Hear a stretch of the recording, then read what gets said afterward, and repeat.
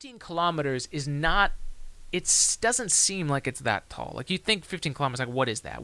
How do I have a reference for what 15 kilometers is? So I did look up some things, some numbers, right? I actually did a little research. So I'm going to talk about the different things that are 15 kilometers. We're going to go through them now.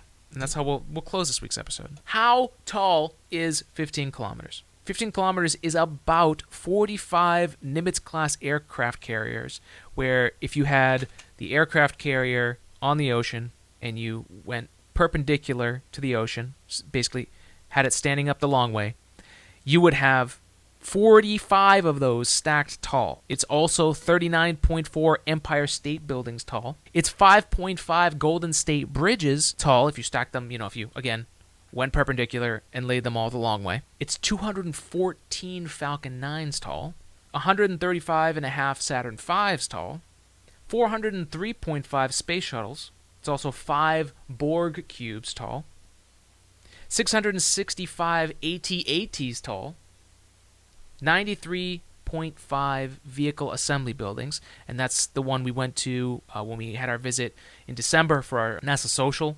That's the building where they built the space shuttle and assembled the Saturn V. This is the building that has assembled the greatest rocketry of all time, and it's huge, especially if you go and see it.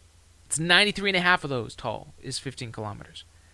But I think the most relatable thing is, the typical cruising altitude that you reach when you're actually flying in the air, going across the country, around the world, wherever you're going.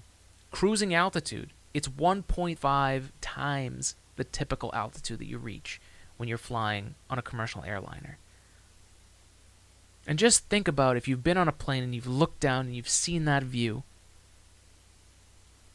That thing is going up, doing a maneuver to basically belly flop itself back down and test that re-entry, basically from launching up, belly flop, using the air and the flaps to control its return back, just like we've seen with the grid fins on the Falcon 9, right? You need control when you're coming back in.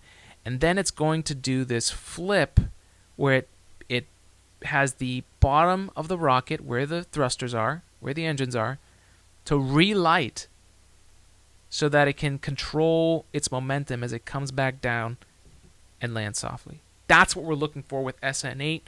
We'll also get multiple attempts at with SN9 and SN10 with very similar, some upgrades, things that they've learned from SN8, doing testing, prototyping, and adding what you're learning, and just moving quickly, making progress and learning along the way.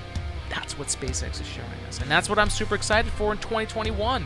We're going to talk about more of this as December rolls around and as we get more episodes out. But